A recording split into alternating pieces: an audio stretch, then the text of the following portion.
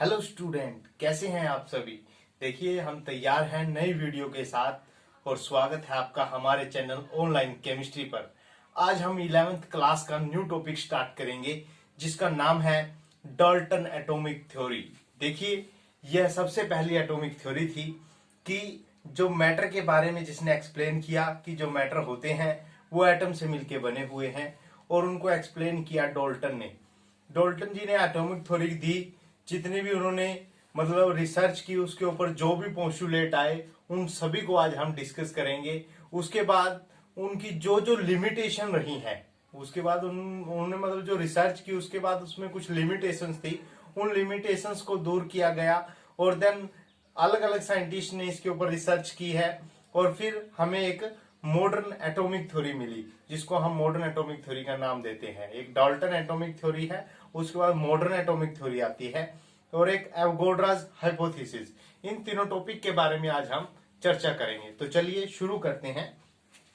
देखिए, Dalton atomic theory, Dalton ने क्या किया कि जो मैटर होते हैं वो छोटे छोटे एटम से मिलके बने होते हैं। तो देखिए, इनकी सबसे पहला पोस्टुलेट था कि जो मैटर होते हैं is made up of small element called atoms. Matter is made up of matter is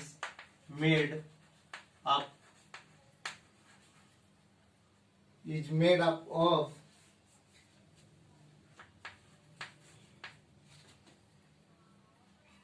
small particle called atoms। लेकिन इन्होंने कहा कि जो मैटर होते हैं, अभी अभी हमने मैटर के बारे में, मैटर की क्लासिफिकेशन, ये सारी चीजें हम पढ़ के आ चुके हैं। अब जनरली क्या है, उसे छोटे लेवल पे चले जाते हैं कि मैटर किस चीज के बने होते हैं। तो देखिए, मैटर जो है वो स्मॉल पार्टिकल से मिलके बना है, जो क्या है, जिनको हम एटम्स बोल देते हैं। ठीक है, ये इनका फर्स्ट पोस्टुलेट था जो इन्होंने एटॉमिक थ्योरी के लिए दिया।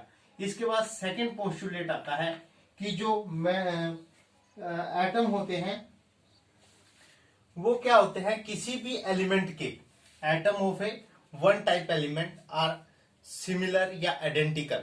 आइडेंटिकल का मतलब यहां पर ये है कि उनका साइज भी सेम होता है, मास भी सेम है, ठीक है, और उनका स्ट्रक्चर जो है वो पूरा का पूरा क्या है, सेम है। ठीक है, शेप, साइज और मास, ठीक है, तीनों चीजें क्या है, सेम होती है। ठीक है, तो आपने ये चीज ध्यान रखनी है। तो देखिए, सेकंड पोस्टुलेट था atom of same element, atom of same element.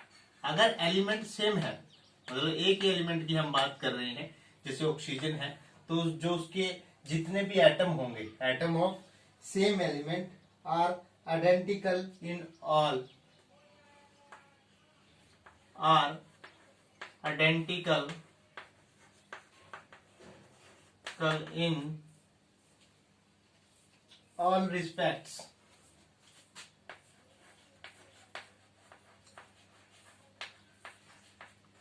like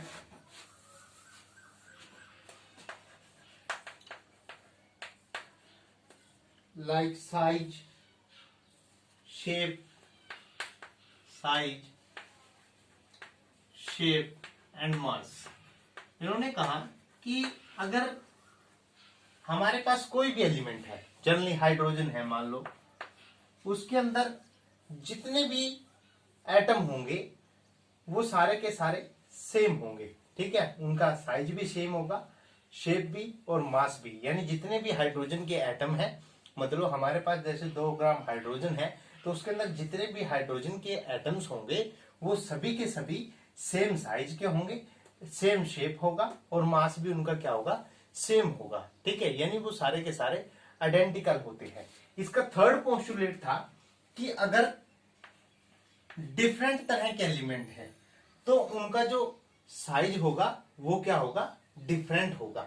अगर मान लो एक हाइड्रोजन का एलिमेंट है और एक है ऑक्सीजन का, तो उसका जो एटम का साइज होगा या शेप होगी या मास होगा, वो दोनों का क्या होगा, अलग अलग होगा। यानी इनका देखिए थर्ड पोस्टुलेट था, atom of different element have different mass, size and posses different chemical properties. मतलब कि वो डिफरेंट केमिकल प्रॉपर्टीज दिखाएंगे। ठीक है, यानी कि atom of different element, atom of different element, different element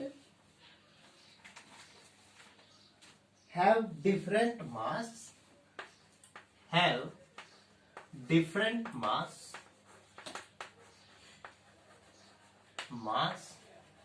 size and different chemical properties, different chemical properties। तो देखिए अगर एलिमेंट डिफरेंट है, देखिए हम एग्जांपल से देखते हैं। मान लो एक हाइड्रोजन है और एक है ऑक्सीजन। हाइड्रोजन की एटम का जो साइज है, ठीक है, वो अलग होगा। ठीक है, उसका मास भी अलग होगा, क्योंकि इसका मास जो होता है वो इसका 2 होता है। ठीक है, तो इसका मास भी उसी हिसाब से होगा। ठीक है, लेकिन जो ऑक्सीजन का एटम है, ठीक है, ऑक्सीजन का एटम है, तो उसका जो साइज, उसका साइज अलग होगा, ये बड़े साइज का होगा। ठीक है, मास भी इसका ज्यादा है। ठीक है, यानी इनकी जो केमिकल प्रॉपर्टीज हैं वो भी क्या होंगी, डिफरेंट होंगी, क्योंकि डिफरेंट साइज शेप के क्या है एटम हमारे पास है, तो इनकी प्रॉपर्टीज भी क्या होंगी, डिफरेंट होंगी। ये इनका थर्ड पोस्टुलेट था। इसके बाद आता है फोर्थ पोस्टुलेट। तो देखिए फोर्थ पोस्टुलेट है हमारे पास,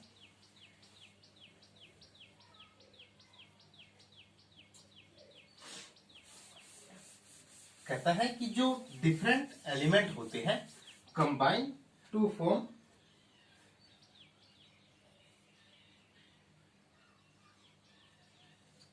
कंपाउंड एटम्स। देखिए जो सेम और different atom of same and different element, देखिए atom of same and different element, same और डिफरेंट एलिमेंट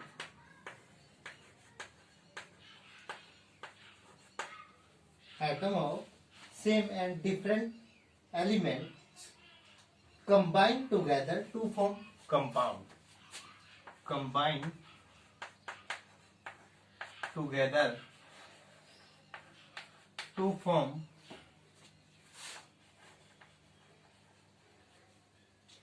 compounds। देखिए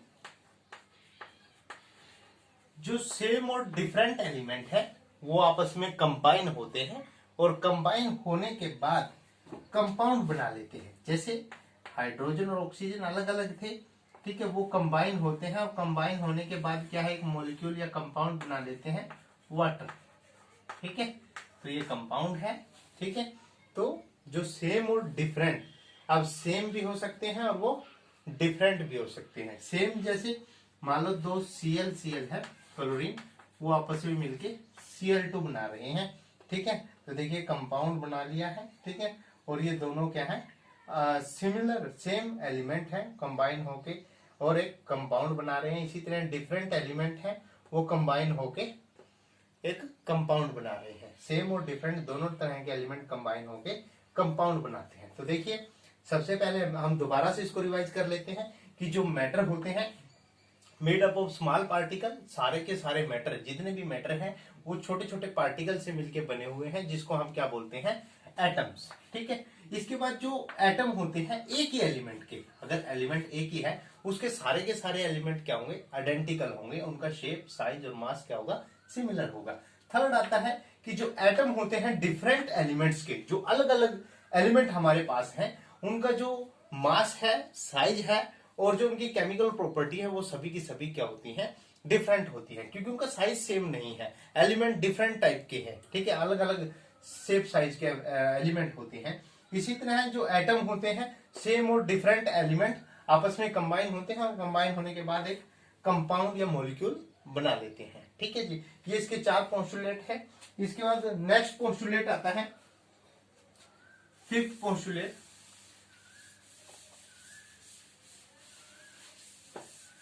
इन्होंने 7 से 8 पोस्टुलेट दिए हैं, ठीक है। उसके बाद इसमें कुछ लिमिटेशंस थी जो डिफरेंट रिसर्चर्स ने बाद में जो है उसको स्टडी किया और उसके बाद उसको क्लियर किया है। तो देखिए सबसे फिफ्थ पॉइंट आता है कि when atom combine with one another to form a compound they do show in simple whole number ratio. देखिए जो एटम्स हैं, देखिए फिफ्थ पोस्टुलेट ये है कि एटम कंबाइन होके कंपाउंड बनाते हैं। एटम क्या बनाते हैं? कंबाइन होके कंपाउंड, कंबाइन होते हैं और कंपाउंड बनाते हैं। लेकिन जो कंपाउंड बनता है वो सिंपल होल रेशियो में होते हैं। सिंपल होल रेशियो क्या होता है?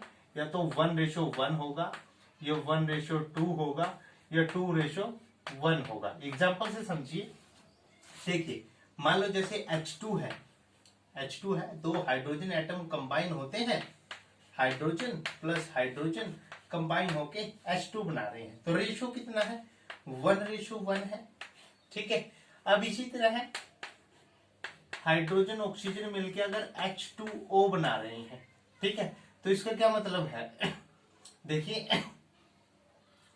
हाइड्रोजन और H2O बना रहे हैं, ठीक है, तो यहाँ पर क्या है? दो हाइड्रोजन एटम मिलके और 1 ऑक्सीजन, ठीक है, 2 हाइड्रोजन है और 1 क्या है?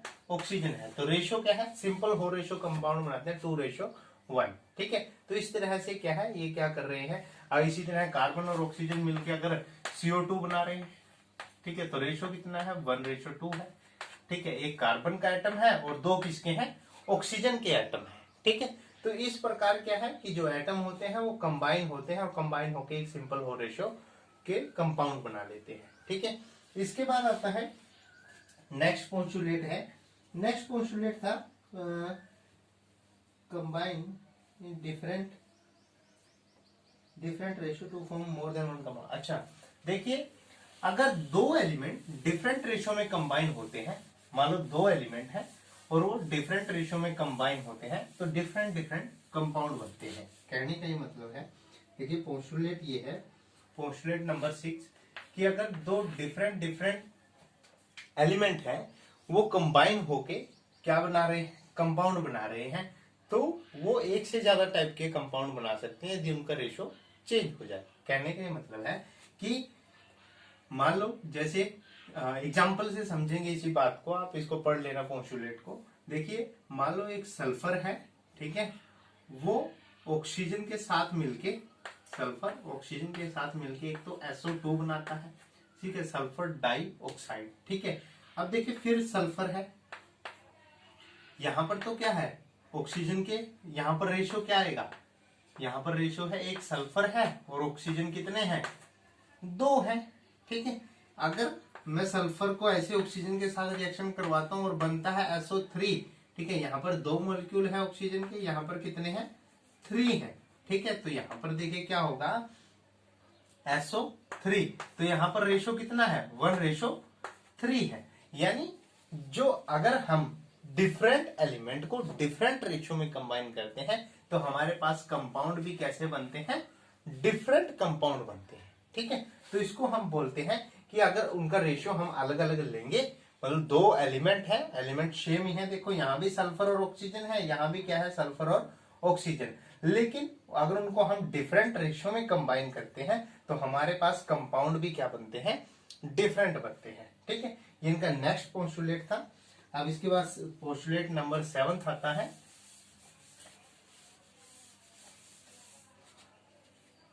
पोस्टुलेट नंबर 7 है, कहता है कि जब भी कोई केमिकल रिएक्शन होती है तो सिर्फ जो एटम होते हैं, कहते हैं an atom is the smaller particle that take part in chemical reaction. An atom is the smallest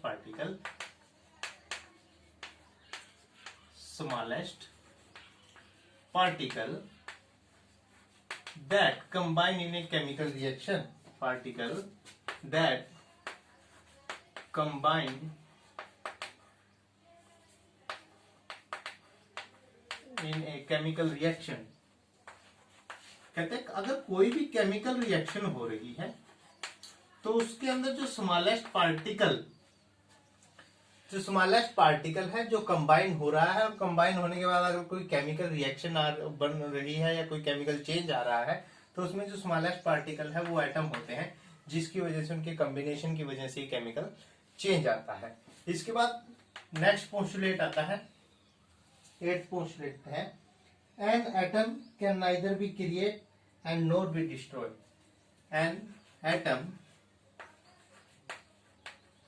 neither be create an atom can neither be create nor destroy।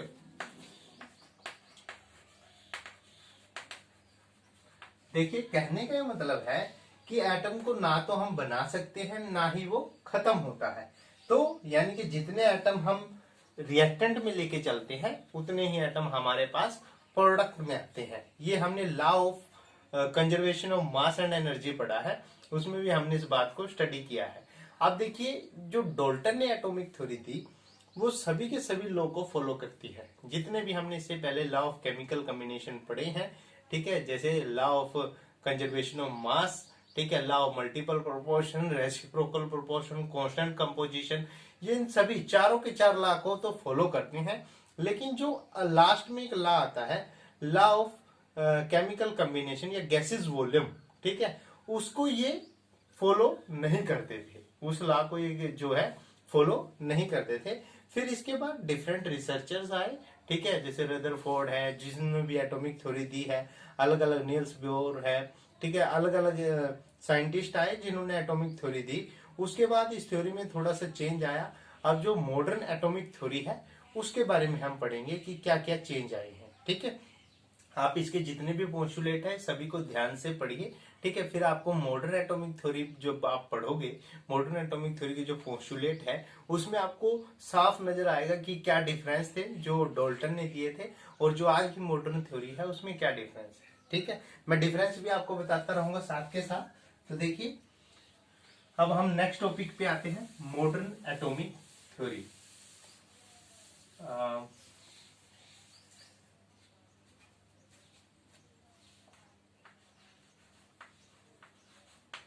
Modern atomic theory, ठीक है। देखिए modern atomic theory क्या है। अब कुछ research हुई, ठीक है, उसके बाद ये पोस्टुलेट दिए गए जो अभी हम पढ़ेंगे मॉडर्न एटॉमिक थ्योरी में। सबसे पहला आता है कि atom is no longer consideration to be indivisible. इसका फर्स्ट पोस्टुलेट था, जैसे डाल्टन ने कहा कि जो मैटर होते हैं वो स्मॉलेस्ट यूनिट एटम से मिलके बने होते हैं, ठीक है। लेकिन मॉडर्न एटॉमिक थ्योरी में कहा गया कि जो एटम है वो स्मॉलेस्ट यूनिट नहीं है, ठीक है। एटम जो है वो आगे 3 तरह के पार्टिकल से मिलके बना है, ठीक है, इलेक्ट्रॉन, प्रोटॉन और न्यूट्रॉन, ठीक है। आगे समझ में, ये इनका फर्स्ट पोस्टुलेट था कि जो एटम है वो सबसे छोटी यूनिट नहीं है। एटम भी आगे किससे मिलके बना हुआ है, इलेक्ट्रॉन, प्रोटॉन और न्यूट्रॉन से मिलके बना हुआ है। ये मॉडर्न एटॉमिक थ्योरी का फर्स्ट पोस्टुलेट था। जो डाल्टन एटॉमिक थ्योरी में बताया गया था कि जो मैटर होते हैं वो एलिमेंट से एटम से मिलके बने होते हैं और वो उसकी स्मॉलेस्ट यूनिट होती है, लेकिन ऐसा नहीं था। एटम भी आगे किससे मिलके बने होते हैं, इलेक्ट्रॉन, प्रोटॉन और न्यूट्रॉन से, ठीक है। इसके बाद सेकंड आता है, सेकंड पोस्टुलेट है, atom of the same element may have different atomic mass. देखिए हमने डाल्टन थ्योरी में पढ़ा कि अगर सेम तरह के एलिमेंट है तो उनका साइज, शेप और मास क्या होगा, सेम होगा, ठीक है। लेकिन atomic theory, modern atomic theory बताती है कि मास जो है किसी भी एलिमेंट का सेम नहीं हो सकता है, ठीक है। मतलब सेम हो भी सकता है, नहीं भी हो सकता है, ठीक है। मास जो है वो अलग अलग भी हो सकता है। देखिए इस बात को ऐसे समझिए, मान लो हाइड्रोजन है, ठीक है। हाइड्रोजन के पास जो हाइड्रोजन का एटॉमिक मास है वो क्या है, 1 है। मान लो हाइड्रोजन का एटॉमिक मास 1 भी हो सकता है, 2 भी हो सकता है और 3 भी हो सकता है। ठीक है, इसको हम ड्यूटेरियम बोल देते हैं, इसको ड्यूटेरियम बोल देते हैं। ठीक है, तो देखिए हाइड्रोजन का जो मास है वो अलग अलग हो सकता है। इसी प्रकार क्लोरीन है, क्लोरीन 35 भी होता है और क्लोरीन 37 भी होता है। ठीक है, तो ये दोनों तरह का हो सकता है। तो हमारे पास बताया गया कि जो मास है सेम एलिमेंट का वो सेम ना होके डिफरेंट भी हो सकता है। ठीक है, अगर एटॉमिक नंबर सेम है, अगर मास नंबर डिफरेंस है, ठीक है, एटॉमिक नंबर क्या है सेम लेकिन मास डिफरेंस है, तो इसको हम क्या बोलते हैं, आइसोटोप। आइसोटोप्स इसको हम बोल देते हैं आइसोटोप। ठीक है, आइसोटोप बोल देते हैं इसको। ठीक है, आइसोटोप क्या होते हैं, those element in which atomic number is same but mass number is different, तो इज नोन एज आइसोटोप्स। ठीक है, ये आइसोटोप यहां से निकल के आए, ये मॉडर्न एटॉमिक थ्योरी का सेकंड पोस्टुलेट था। ठीक है, जो डोल्टन ने एक्सप्लेन नहीं किया था। अब ये सारे के सारे क्या है, डोल्टन एटॉमिक थ्योरी की लिमिटेशंस हैं। ठीक है, जो बातें डोल्टन एटॉमिक थ्योरी में नहीं प्रूव हुई, ठीक है, वो उसकी लिमिटेशंस में आ जाती हैं। ठीक है, तो लिमिटेशन यहीं से बन जाती हैं। ठीक है, आइसोटोप्स के बारे में नहीं बताया कि इस तरह से अगर एटॉमिक नंबर सेम है तो मास नंबर सेम होगा या डिफरेंट होगा, इसके बारे में उन्होंने नहीं एक्सप्लेन किया। ठीक है, इसके बाद एटम जो होते हैं वो सबसे छोटी यूनिट है उन्होंने बताया, लेकिन it is not smallest unit. Atom is combine, atom is made by the combination of electron, proton and neutron. ठीक है, अब इसके बाद थर्ड पोस्टुलेट आता है इसी का, मॉडर्न एटॉमिक थ्योरी का, कि atom of different element may have same mass. अगर डिफरेंट एलिमेंट है और उनका मास क्या है, सिमिलर है। ठीक है, तो इसको हम बोलते हैं आइसोबार। ठीक है, देखिए जैसे हमारे पास एग्जाम्पल है, कहते हैं such atom of the different element which have the same atomic mass are called isobar. जो एटम डिफरेंट एलिमेंट के, different element having same atomic mass, different element having same atomic mass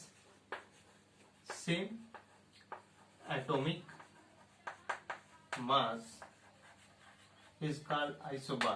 इसको क्या बोल देते हैं, आइसोबार। ठीक है, isobar हम इसको बोल देते हैं। तो देखिए एग्जांपल है, जैसे हमारे पास कहते हैं कैल्शियम और आर्गन है, कैल्शियम है और क्या है, आर्गन। दोनों का एटॉमिक मास कितना है, 40। दोनों का एटॉमिक मास कितना है, 40 है, लेकिन एलिमेंट अलग अलग है। देखिए, ठीक है, एलिमेंट क्या है, अलग अलग है, लेकिन मास सेम है, एटॉमिक नंबर डिफरेंट है। ठीक है, एटॉमिक नंबर दोनों का क्या है, अलग अलग है, लेकिन मास क्या है, सेम है, तो इसलिए इसको हम बोलते हैं आइसोबार। इस तरह के जो कंपाउंड होते हैं उनको क्या बोलते हैं, आइसोबार। आपको आइसोटोप्स और आइसोबार के बारे में पूछा जाता है। आइसोटोप्स वो होते हैं जिनमें एटॉमिक नंबर तो सेम होगा लेकिन मास नंबर क्या होगा, डिफरेंट, तो उसको बोलेंगे आइसोटोप। लेकिन अगर मास नंबर सेम है और एटॉमिक नंबर क्या है, डिफरेंट है, तो इसको हम बोलेंगे आइसोबार। ठीक है जी, इसके बाद नेक्स्ट आता है, नेक्स्ट पोस्टुलेट है मॉडर्न एटॉमिक थ्योरी का। देखिए जैसे डोल्टन एटॉमिक थ्योरी में बताया गया था कि डिफरेंट एलिमेंट जो कंबाइन होते हैं वो सिंपल होल रेशो में कंबाइन होते हैं। जैसा कि हमने पढ़ा था कि एटम मिलके कंपाउंड बनाते हैं और वो कंपाउंड कैसे होते हैं, सिंपल होल रेशो में होते हैं। तो होल रेशो हमने पढ़ा था कि जो एटम होते हैं, एटम कंबाइन होके कंपाउंड बना रहे हैं और कंपाउंड जो है वो ऐसे रेशो में होते हैं, 1:1, 1:2 या 2:1। ठीक है, लेकिन ऐसा नहीं है, कई ऐसे कंपाउंड भी होते हैं जो सिंपल होल रेशो में नहीं होते हैं। ये हमने मॉडर्न एटॉमिक थ्योरी ने बताया। जैसे हमारे पास एक फॉर्मूला होता है, एग्जांपल है केन शुगर का, केन शुगर ही है ना, केन शुगर है, जिसका फॉर्मूला है C carbon 12 हाइड्रोजन 22 और ऑक्सीजन 11। तो देखिए यहाँ पर जो एलिमेंट का रेशियो है, कार्बन कितने एलिमेंट है, कार्बन के 12, और हाइड्रोजन के कितने एलिमेंट हैं 22, और ऑक्सीजन के कितने एलिमेंट हैं 11। तो देखिए यहाँ पर सिंपल होल रेशो नहीं है, देखिए कोई भी रेशो नहीं है, फिक्स रेशो भी नहीं है, ठीक है, ना ही सिंपल है ना ही होल नंबर मल्टीपल रेशो है, ठीक है।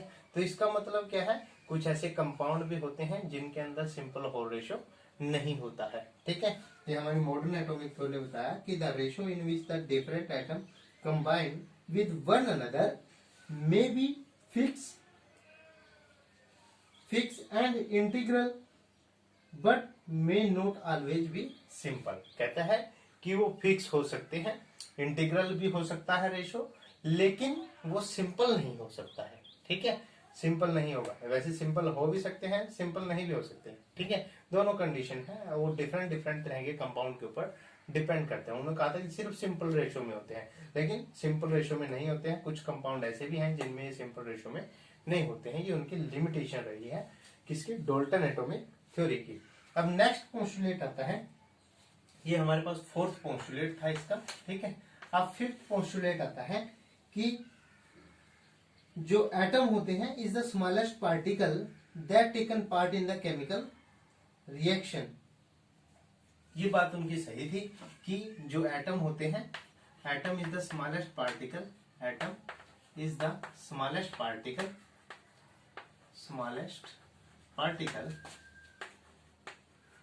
that combine in chemical reaction,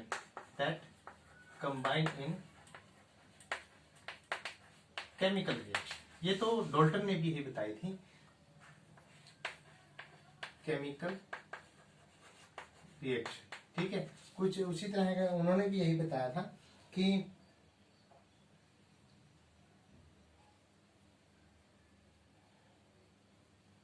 देखिए वैसे तो हमें पता है कि जो एटम है उससे भी छोटे पार्टिकल से मिलकर बना हुआ है, इलेक्ट्रॉन प्रोटॉन न्यूट्रॉन से, लेकिन जब भी केमिकल रिएक्शन होती है तो जो सबसे छोटी यूनिट है जो कंबाइन होती है, जिसकी वजह से केमिकल रिएक्शन हो रही है, तो वो एटम ही है। इसमें इलेक्ट्रॉन प्रोटॉन न्यूट्रॉन का रोल नहीं है, ठीक है, मोस्टली एटम के ऊपर डिपेंड करता है, ठीक है। एटम जो होते हैं वो स्मॉलेस्ट पार्टिकल होते हैं जो कंबाइन होते हैं और कंबाइन इन केमिकल रिएक्शन। जब भी केमिकल रिएक्शन होती है तो एटम आपस में कंबाइन होकर कुछ ना कुछ कंपाउंड बनाते हैं, ठीक है। नेक्स्ट आता है जो इसका नेक्स्ट पोस्टुलेट है,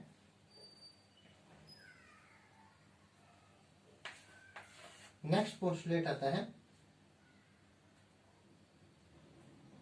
अच्छा देखिए, कहता है कि वैसे तो जो एलिमेंट होते हैं उनका मास और ये शेप जो है वो अलग अलग होती है, हमने पढ़ा है, ठीक है। उनका मास सेम भी हो सकता है, उसके बाद एटॉमिक नंबर सेम और मास नंबर डिफरेंट भी हो सकता है, ठीक है। आइसोटोप आइसोबार के बारे में हम पढ़ चुके हैं। अब आता है कि हम एक तरह के the process of inter conversion of element through change in atomic nuclei is called transmutation. देखिए ट्रांसम्यूटेशन एक वर्ड आया है कि ये ट्रांसम्यूटेशन क्या होता है।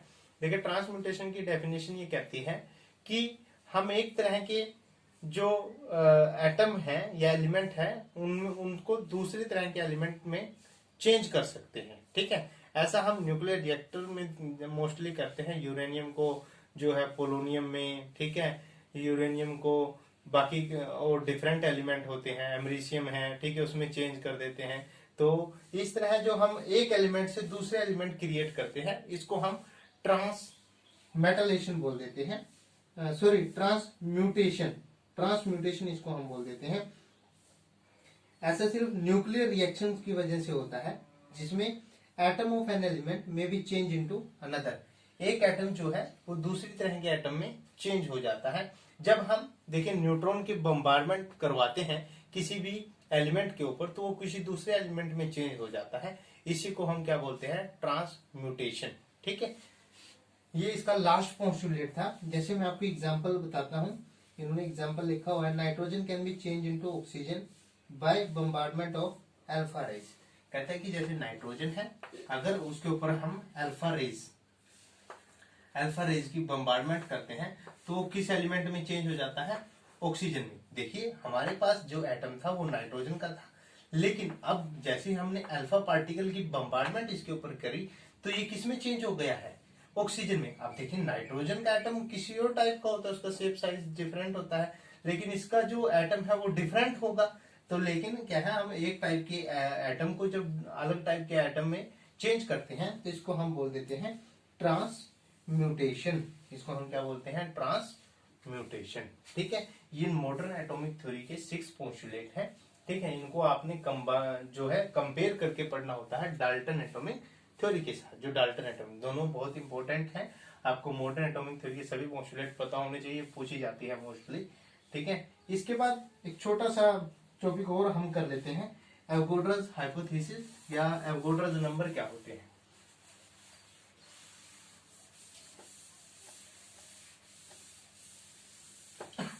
अच्छा, जो मॉडर्न एटॉमिक थ्योरी के पोस्टुलेट है, यहीं से हमने लिमिटेशन याद रखनी होती है डाल्टन एटॉमिक थ्योरी की। ठीक है, जितने डाल्टन एटॉमिक थ्योरी के लिमिटेशन थे उन सभी को दूर करके ही ये मॉडर्न एटॉमिक थ्योरी दी गई है। ठीक है, अब देखिए एवोगाड्रोस नंबर आता है, एवोगाड्रोस नंबर या एवोगाड्रोस लॉ।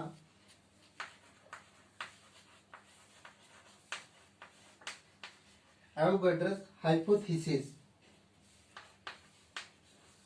हाइपोथेसिस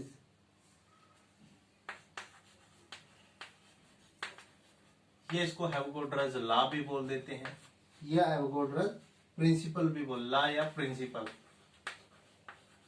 ठीक है, लॉ या प्रिंसिपल दोनों चीज इसको हम बोल देते हैं। तो देखिए एवोगाड्रोस हाइपोथेसिस क्या थी। एवोगाड्रोस हाइपोथेसिस के अकॉर्डिंग देखिए सबसे पहले एवोगाड्रोस ने दी थी, लेकिन उसमें थोड़ी सी कुछ कमी थी। ठीक है, उसके बाद इसने बर्थलेट थे, ठीक है, उन्होंने इसको डिस्कस किया था। ठीक है, उन्होंने इसको आगे इसको स्टडी किया, तो इसको हम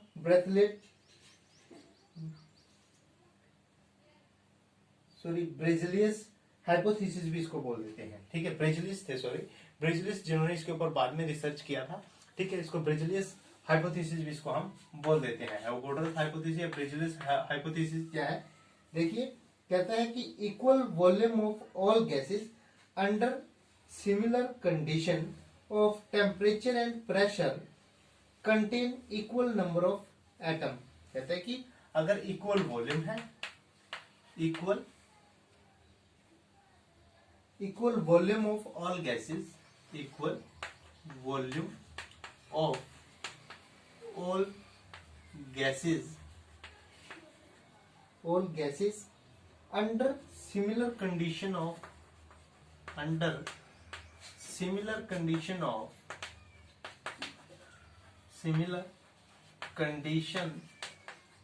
temperature and pressure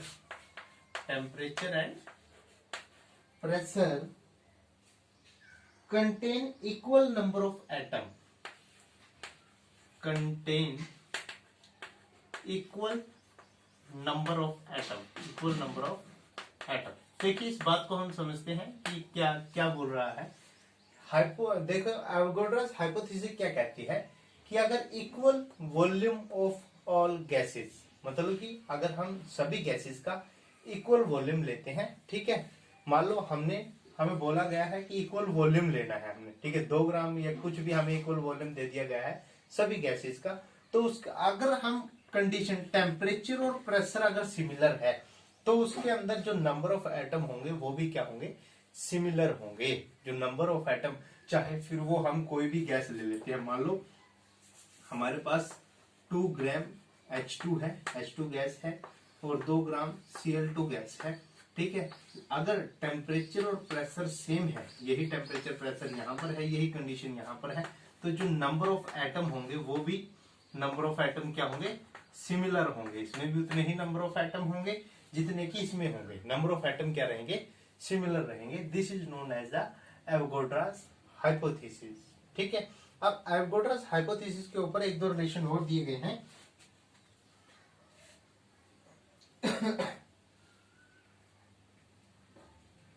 अच्छा, एक एवोगाड्रो नंबर होता है, ठीक है, जिसको एन नोट से भी हम डिफाइन करते हैं, जिसकी वैल्यू 6.022 इंटू 10⁻23 होती है। ठीक है, जिसको हम देखिए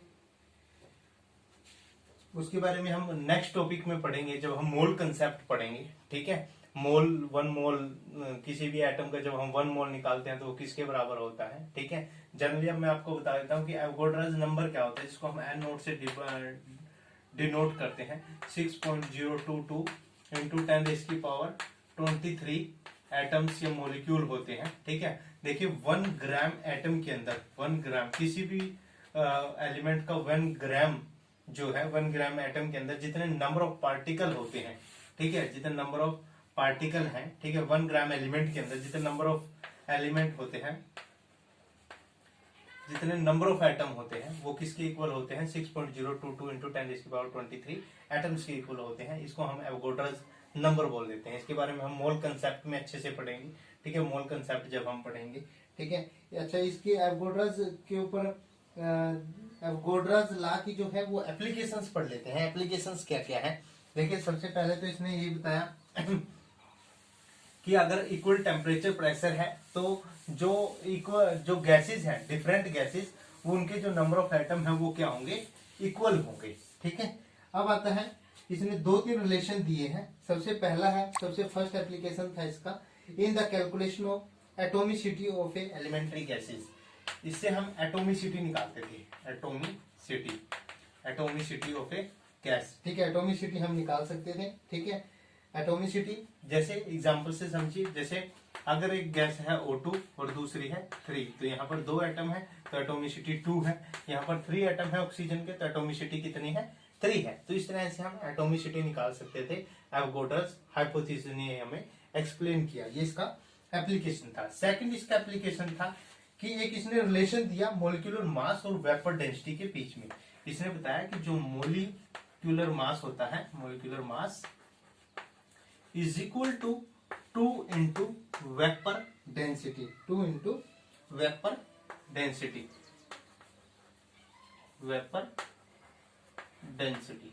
ठीक है, ये इसने एक रिलेशन दिया था। ठीक है, जब भी हमें कोई मॉलिक्यूलर मास होता है वो किसके इक्वल होता है, 2 इंटू वेपर डेंसिटी के इक्वल होता है। इसके बाद थर्ड आता है, थर्ड जो इसका रिलेशन था कि to find a relation between mass and volume of gas. इसने एक रिलेशन दिया किसके बीच में, mass and volume of gas.